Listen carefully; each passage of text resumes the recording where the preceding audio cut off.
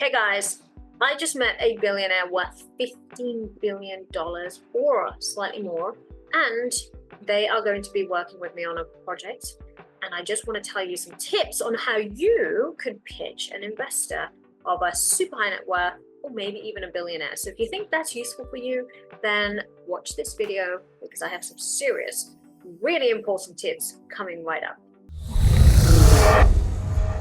Hey guys, it's Hither Mann here, and thank you for watching me and my channel. If you haven't subscribed, please subscribe. I talk about all things around money, how to create it, how to keep it, and how to make more of it, because there are different things in that. There are three different verticals I personally love: property, financial trading, and private equity.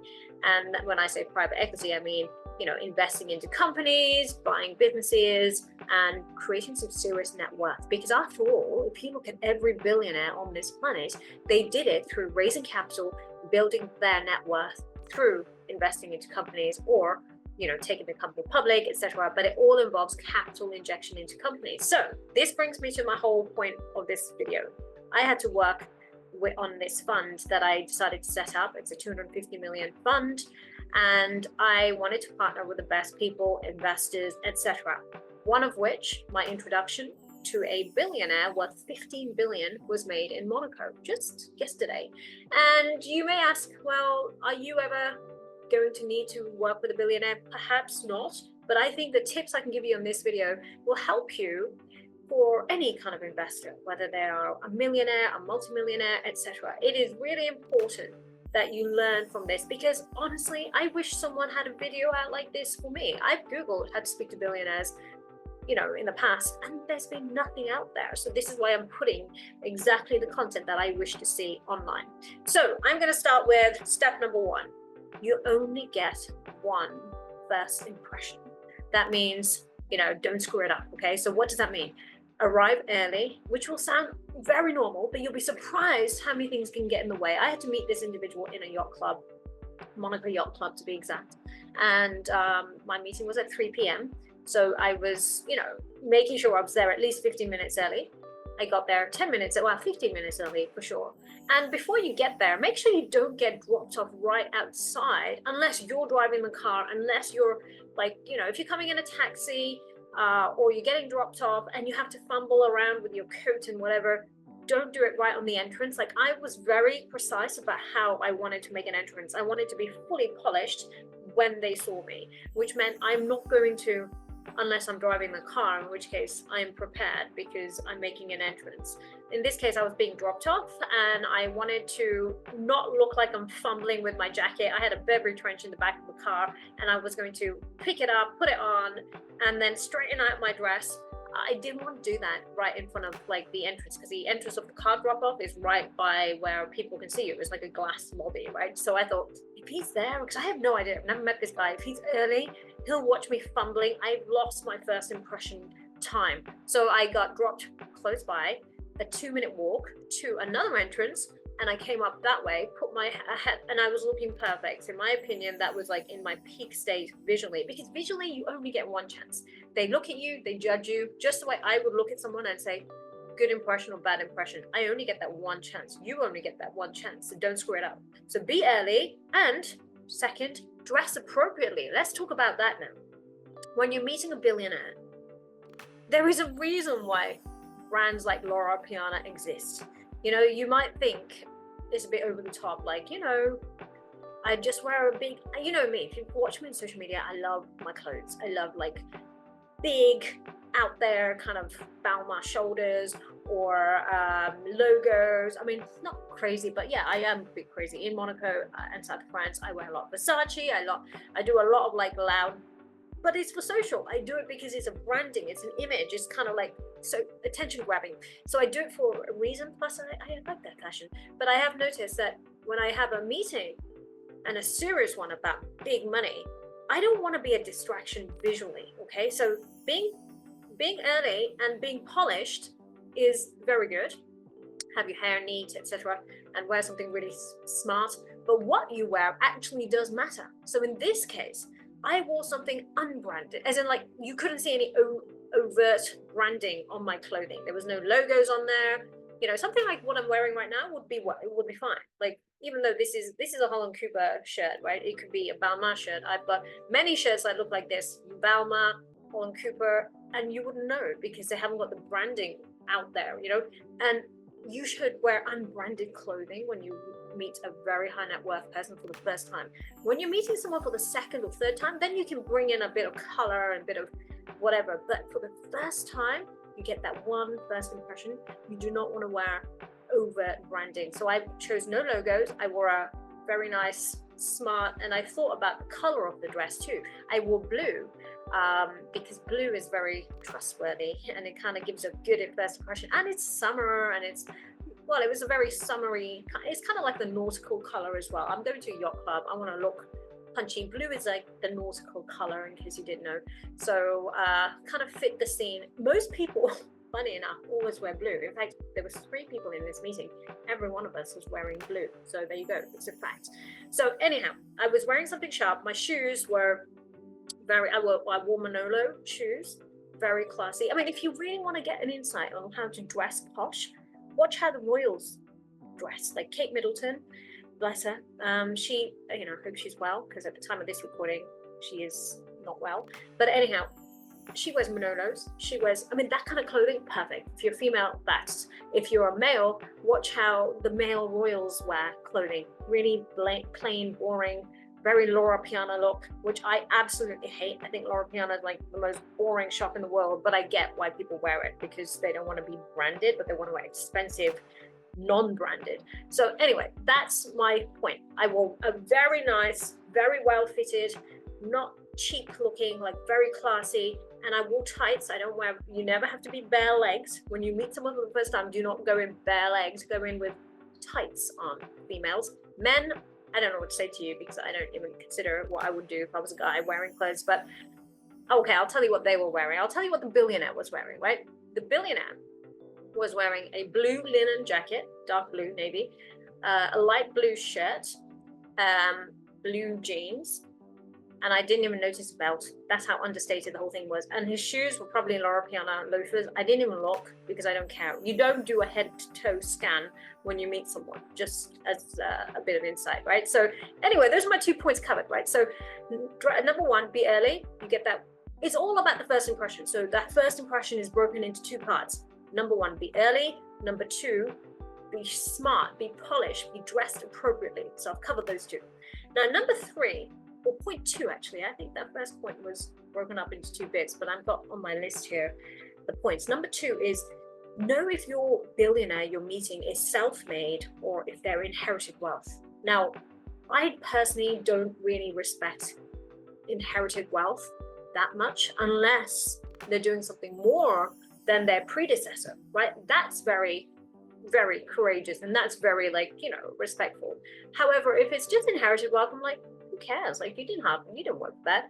But this case, this 15 billion guy was self-made. So that was like a big deal. So I did my research. Number 3 is, number 2, know if they're self-made or inherited. Why does that matter?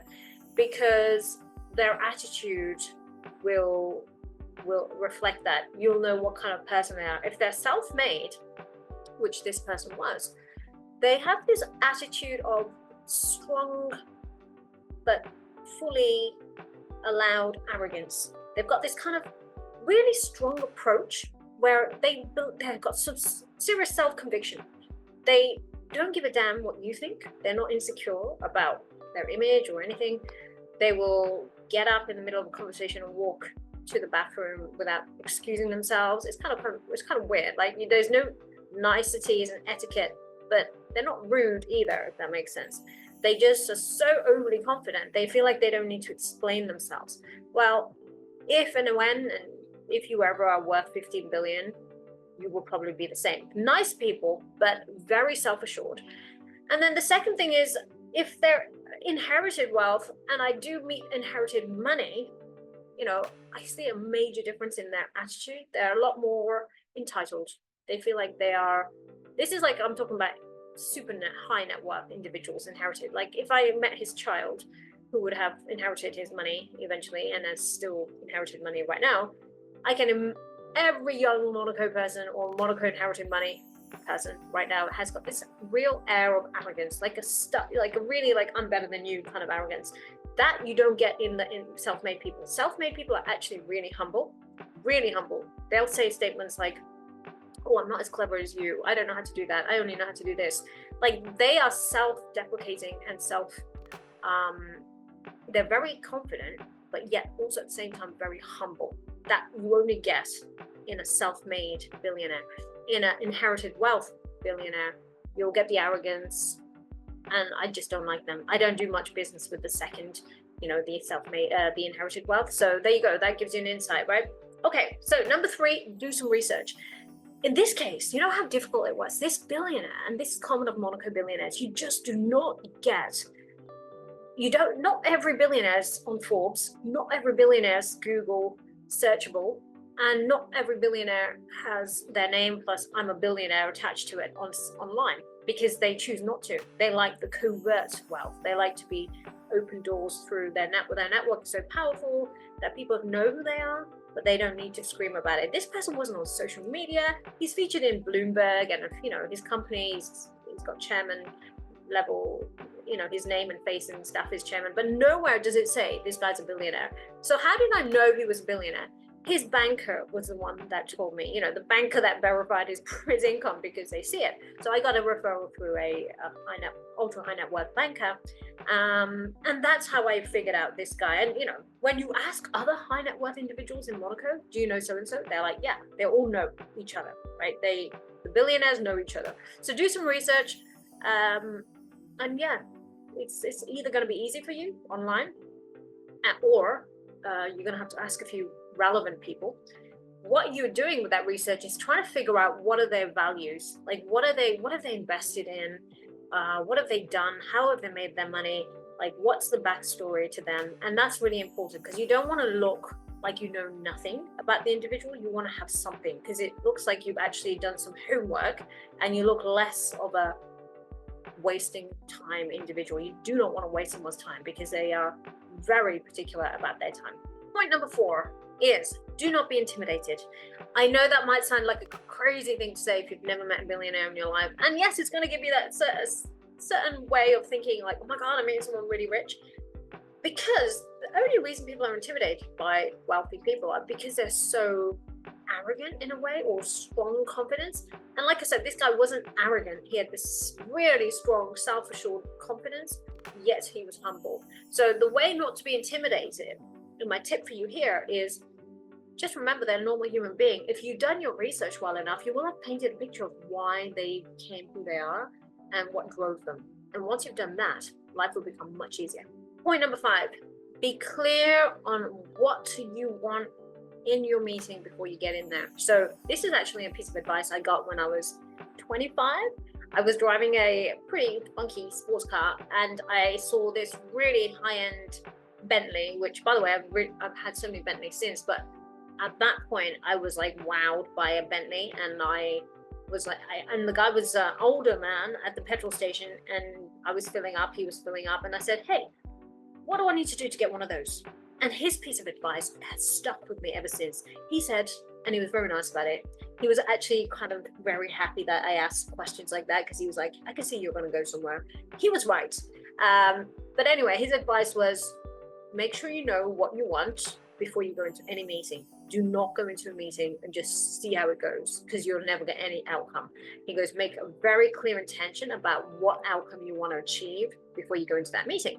And so for me, that was very clear. I wanted this individual to be part of my funds, to be involved, to be interested, to want to work with me, and put some money on the table where and when needed. And it happened. This guy actually said, yeah, I'm really interested, etc. So be very clear, because what will that do? It will steer the conversation, and you'll be very laser focused. You won't waste time on talking about things, or you can control the conversation. An individual in front of you can talk about whatever they feel like. And if you haven't got a plan, you're going to fall into their plan. So make sure you have a plan and use it wisely in your conversation. Which brings me to the next point, which is don't pitch. I know this is going to sound crazy, and I'm talking about this video, how to pitch to a billionaire. And my advice is don't pitch, because every billionaire feels like they're getting pitched. they are like a closed-fisted individual, right? So, I mean, I could put myself in their shoes. If I was worth 15 billion, which hopefully one day I will be. But anyway, my point is, even at this stage in my life, I find it really cringy when people are just pitching me. Some people WhatsApp me and whatever. You know, not everyone does this, but when people are a little bit tacky, they will want to pitch you for an investment, or they'll try and take. And it's a very unfriendly feeling. It feels like you're being attacked in some sort of subconscious way. So it's the number one way to lose trust. You do not want to do that, right? So my point is, don't pitch a billionaire. You want to talk about, so what do you do? What is the actual way to get them involved in your project? How did I get this individual involved in my project without pitching? This is how I did it. And this is what I would recommend. And I do this all the time. This is a natural, solid way to negotiate, to communicate. Well, not negotiating because we're not negotiating a deal, but to pitch indirectly. Number one, you get them to talk about what they're doing, and you really actually actively listen. I was very keen to learn more about this guy. One, because I hadn't got much background knowledge apart from what I was given. It wasn't as easy as Googling and reading tons of articles about someone, and they're not in the public light as much as the norm. You know, if I wanted, everyone knows what Elon Musk is like. He's written a book about himself as well, and he's on Twitter like every single day, every second, right? If I met him, it would be very easy to figure out. I know everything about him, right? We all know about everything about Elon Musk, but this guy was the complete opposite. He was, you know, he was very incognito. So for me, I genuinely wanted to know, what is this guy about? So he was talking about his investment thesis, his investment portfolio, and ultimately and my questions were always like, why are you working with this type of, are you investing into women? Is this your thing? Or are you investing into green energy? What is the calling here?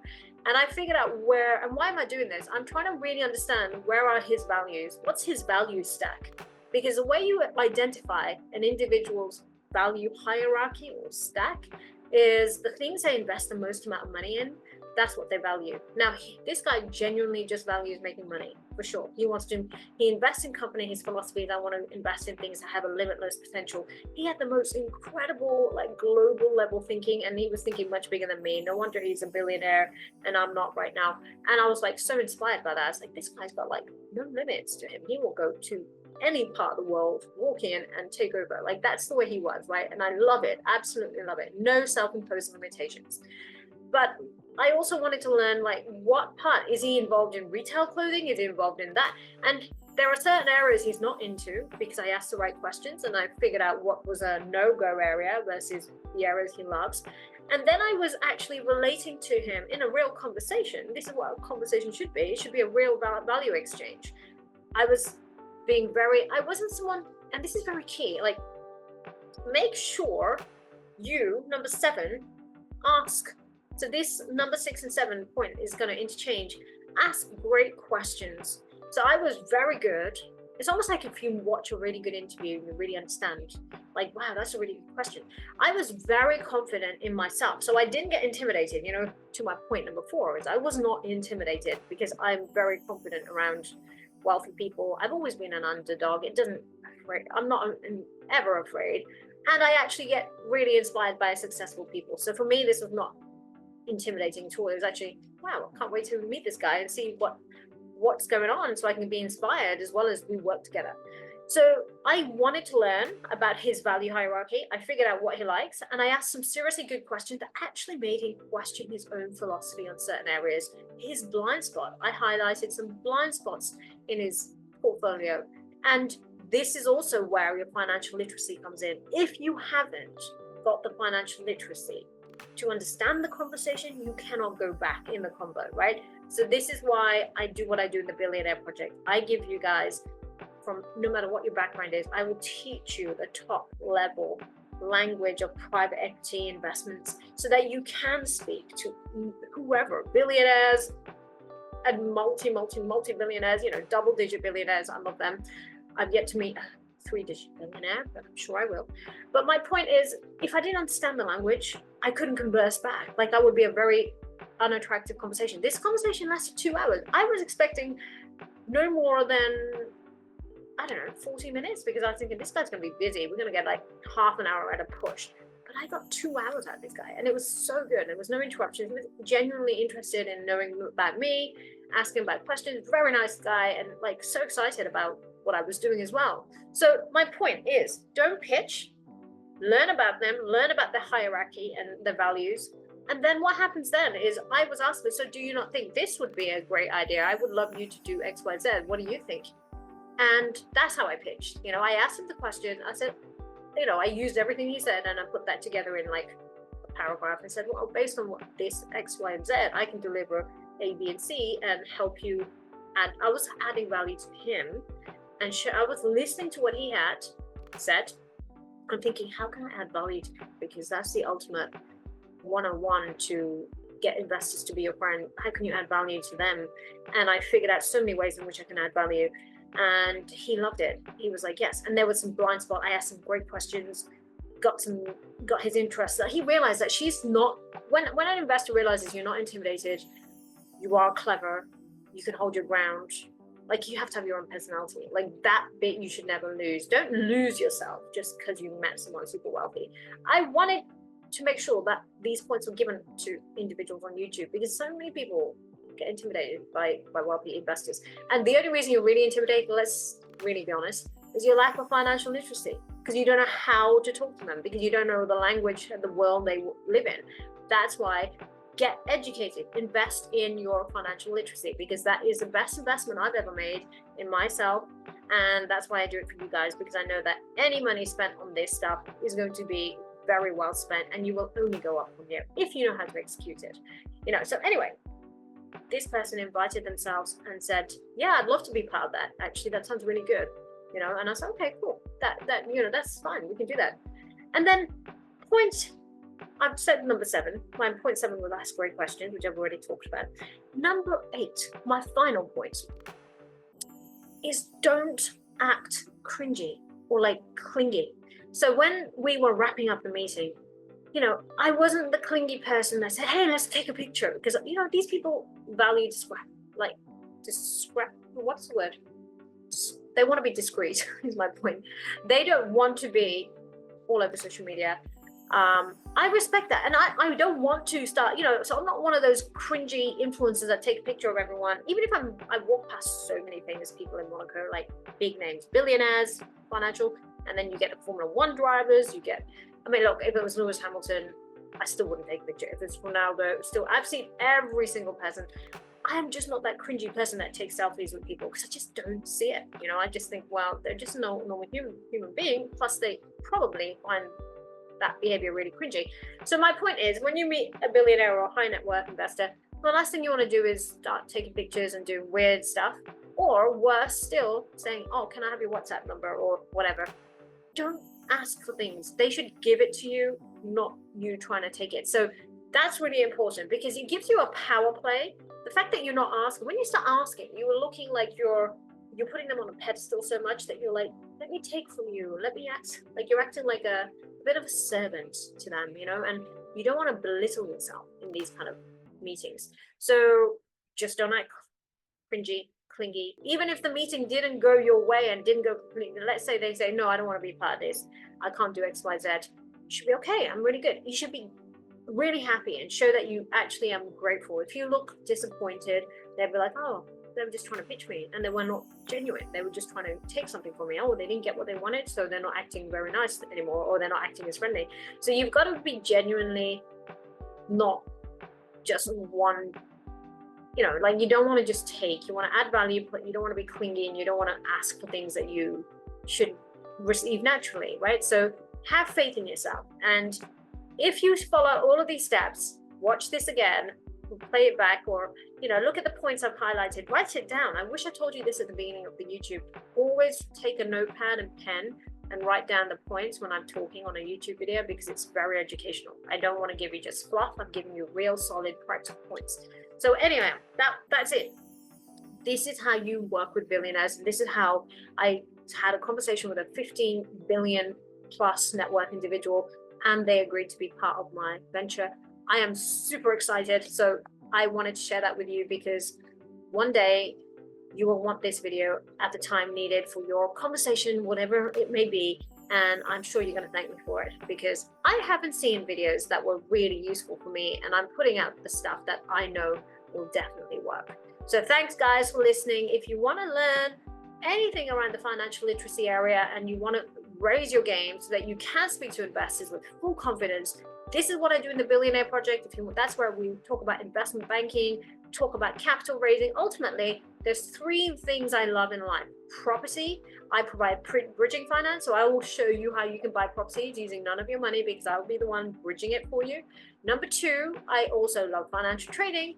It is the most lucrative industry if you're good at it. It will be something that you'll never ever turn your back on if you're good at it. I teach you that. And number three, I'll teach you how to capital raise. And if I can give you the money through a fund or through my investor network, that's what the Billionaire Project is. It will teach you the language of capital raising or investment banking. It will then give you the network that you need. I'll put you in front of the right people to get your capital. And then you build net worth. That's what it's all about. So click on the link below, register your interest, tell me what areas interest you, and I will have you on my mailing list. You will get an email for relevant events. I do a lot of free preview events where I tell you what I do in more detail for different verticals, and then you can decide how you want to move forward. But I'm very excited, and maybe you can join me out here in Monaco and work on the Billionaire Project. So thanks guys for watching. I'll speak to you soon. Bye.